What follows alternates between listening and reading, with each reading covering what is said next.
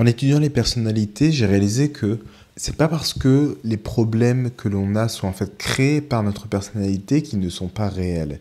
Les observateurs, dont le plus gros problème est de ne pas comprendre ce qui se passe et que les informations n'étaient pas assez claires et que le système n'est pas assez bien fait et efficace et que on empêche la créativité et la liberté, on soit entravé dans nos plans par des événements inattendus, chaotiques qui viennent se mettre sur notre route.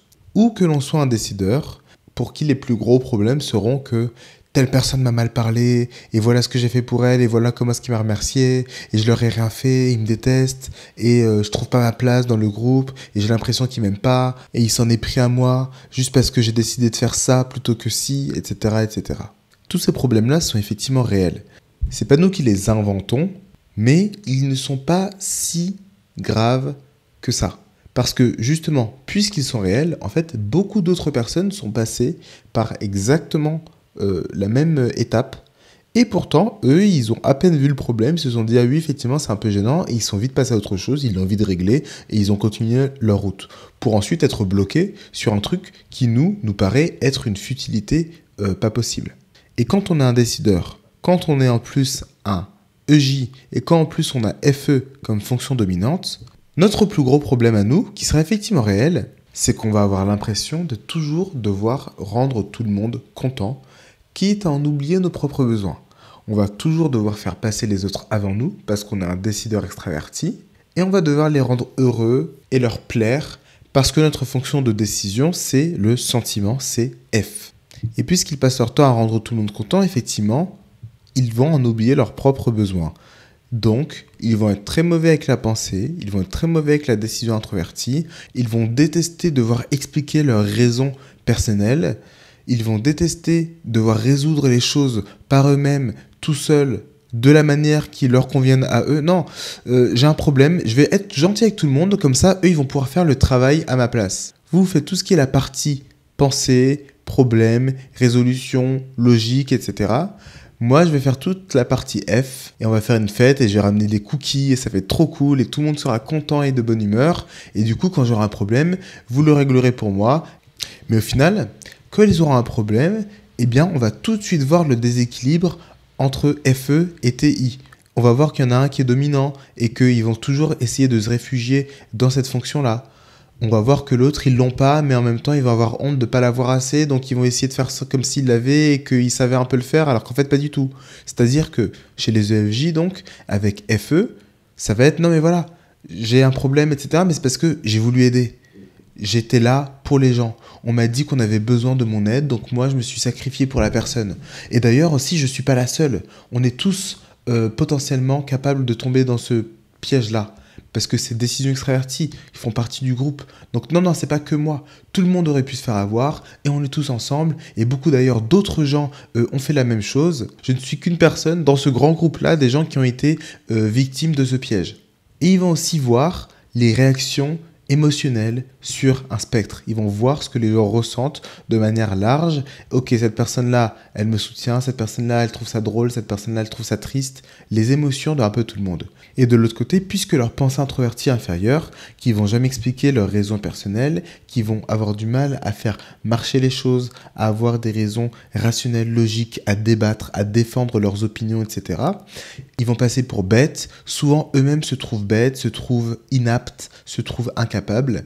Mais en même temps, ils sont pas à l'aise avec la chose, ils veulent pas qu'on les attaque sur ça, donc ils vont essayer de feindre, de connaître leur identité et de savoir ce qu'ils valent et de savoir qu'ils sont intelligents et que je ne suis pas niais et je ne suis pas folle et voilà qui je suis et je suis une personne sensée et rationnelle. La seule chose qu'on va retenir, c'est Anne est tombée amoureuse d'un faux Brad Pitt. Je suis en fait une femme bienveillante, je ne suis pas folle ou niaise, comme certains le prétendent et le disent, l'écrivent sur les réseaux sociaux.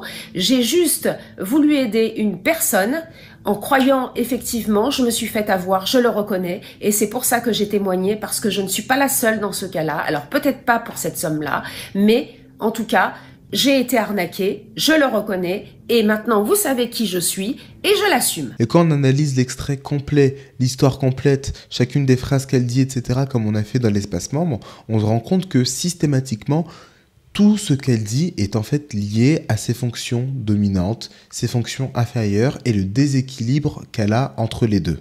On voit le point auquel quelqu'un d'autre qui aurait une personnalité différente, qui aurait été dans la même situation, n'aurait pas parlé d'identité et de lui et de moi et de etc., mais aurait parlé plutôt de la manipulation et du mensonge et des fausses informations, et ce qui était réel et ce qui ne l'était pas, et je ne savais pas et j'étais perdu et je me suis pas rendu compte, et va commencer à devenir un peu parano comme ça, comme les observateurs ont tendance à faire. Même situation, mêmes événements concrets, et pourtant leur interprétation va être totalement différente. Les problèmes qu'ils vont voir par rapport à cette situation vont être totalement différents. Sachez que le journaliste est resté 2 jours à m'interviewer et il a retenu que ce qu'il ne fallait pas retenir en fait pour me salir mon image, et c'est uniquement dans le but de faire de l'audience. Je suis une femme qui est censée, si vous aviez été à ma place, vous seriez tombé dans le piège. Si quelqu'un vient et vous parle gentiment, vous dit des mots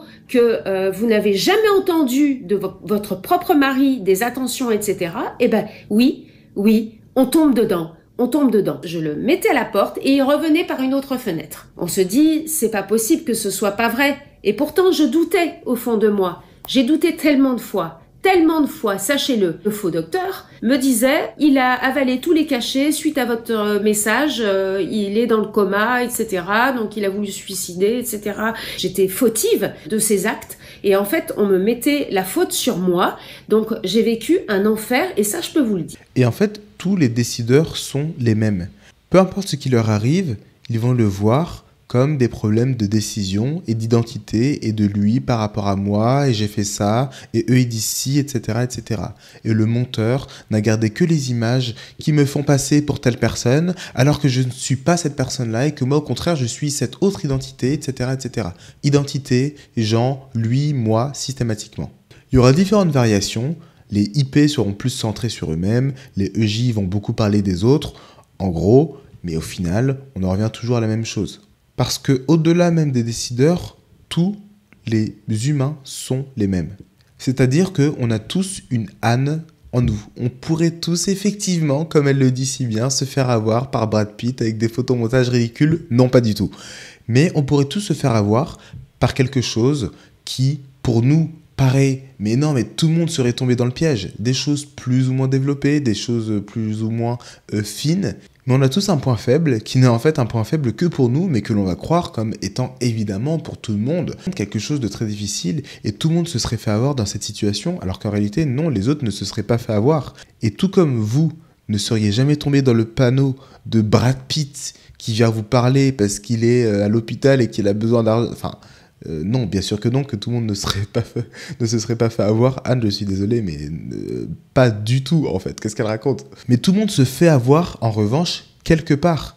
Quelque part où, justement, Anne, elle ne se ferait pas avoir. Et c'est pour ça qu'on a tous vécu un problème, quelque chose que l'on va voir comme étant grave, quelque chose que l'on va voir comme étant la pire chose du monde. Et quand on en parle aux gens, les gens nous regardent comme si c'était nous le fou. Ils vont tous nous regarder comme nous, on regarde Anne actuellement. C'est pour ça que c'est aussi important de savoir quel est votre Brad Pitt à vous, quel est votre point faible, quelle est votre fonction inférieure et donc quelle est votre personnalité. C'est pour ça que j'ai créé le test qui est en description qui permet de connaître sa personnalité aussi rapidement parce que c'est le point de départ et connaître sa personnalité c'est déjà énorme, c'est un outil qui va être extrêmement utile, mais ensuite il va s'agir de savoir la maîtriser et ça prend du temps.